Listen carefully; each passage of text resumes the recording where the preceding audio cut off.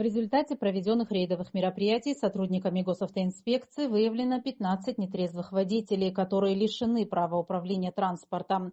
В алкогольном опьянении управляли автомобилем Шабалин Дмитрий Михайлович, 1980 года рождения, проживающий в городе Сухум.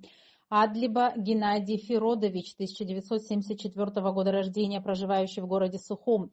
Арахмедов Гаджибек Шахкеримович, 1981 года рождения, проживающий в городе Гагра.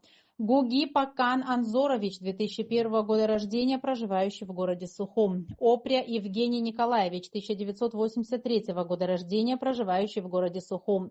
Ейник Вадим Эдуардович, 1989 года рождения, житель Воронежской области. Максимов Сергей Валерьевич, 1979 года рождения, проживающий в городе Сочи.